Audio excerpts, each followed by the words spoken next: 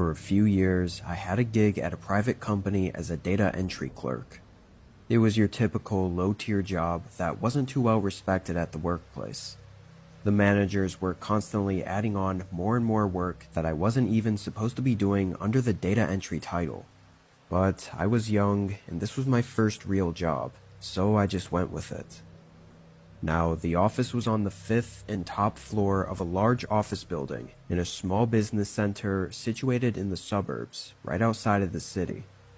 Our company only had the 5th floor, and the other floors were rented out to different businesses.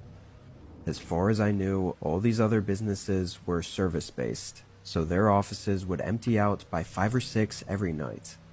Ours was the only one that sometimes had people work later. As the data entry clerk, and basically doing every other odd job as well, I was often the one to stay late some nights, with whatever busy work that needed to be done. I made the least at the company, so paying me to work extra hours past closing wasn't a big deal to them. This night, my boss gave me a bunch of stuff to get done. He didn't even ask if I could stay late, he just assumed I was good for it. And me being the pushover I was at the time, I just went with it. The extra money always helped, and with the office empty, I actually enjoyed the work better, not having to be under the stress of being watched and micromanaged all day. So come 6 o'clock, everyone else started heading home, and I stayed to continue working. After 30 minutes, the main lights in the building turned off, leaving just the low power-saving lights on. I sat at the computer, going through the motions and working at a comfortable pace for me.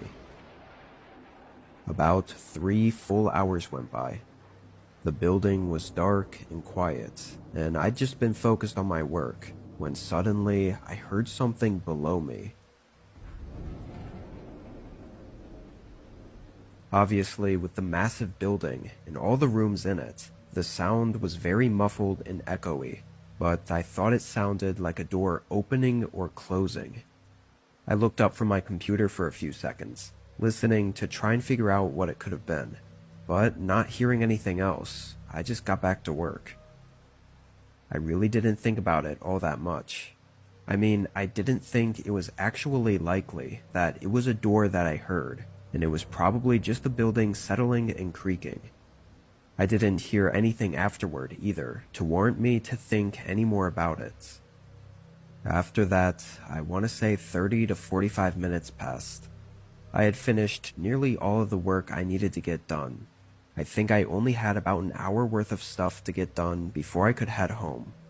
It was getting pretty well into the night though, and I felt my eyes getting sleepy, so I got up to grab a small cup of coffee from the Keurig that the office had by the entrance.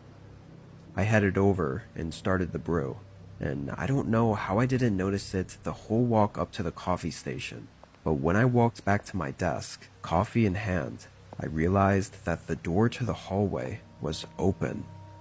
This was the one in the back of the room that led to just the utility closet and the staircase that goes down to the other floors. That door was always closed because basically nobody uses it. Curious, I walked over to the doorway and just poked my head out and looked around. I saw the door to the staircase and the door to the closet, both closed and showing no signs of anything. As I was over there though, I did feel a chill run through me and kind of fill me with an uneasy feeling. I thought it was probably just because of the dim lighting in that hallway though. At night, it was kind of dark and pretty creepy. I went up to the door to the staircase and looked through it, just double checking, then went back into the room and closed the door behind me, heading back to my desk. I just had an hour of work left. If I could just get it done and get out of here, then there was no need to worry about anything. That door being open was really strange though, and I knew there was no reason anyone should be coming up here, or would have come up here and not said anything. I tried to keep working, doing my best to get it done quickly, but it was hard. Every couple minutes, I'd get that unnerving feeling that I was being watched. I'd lift my head up from the screen and look around, only to see nothing. It started bothering me because I knew it was taking away from my focus and making everything take longer. But at the same time, the feeling was so strong, I couldn't help but look up every time. This went on for 30 minutes, but then, as I was looking at the screen, everything around me went dark. All the dim overhead lights just suddenly shut off. Only the pale white computer screen illuminated the area around me. Everything else was pitch black. I immediately swung my head toward the other side of the room where I knew the light switches were, standing up to hurry over there, but stopped before I could even take a step. In the silence of the building, I could hear the soft, slow footsteps of someone walking from that direction, one after the other, walking closer and closer to me from the darkness past the illumination of the computer screen. I listened, frozen in fear for a few seconds before my adrenaline pulsed through me and I ran from my desk. I went straight for the door to the staircase. I made it to the hallway and into the staircase, where finally there was some light. I didn't stop running until I got to the first floor and out of the building. Obviously then, I called 911. I stood in the cold outside the building for nearly 15 minutes before an officer arrived, and then waited another 5 minutes for 2 more officers before they finally searched the building, and by then they found no one inside. Just as frustrating, it took 2 days to get the security footage, and yet it wasn't all that helpful anyway. The building was old and had a 30-year-old security system that was in black and white and really pixelated and blurry, too much so to see anything.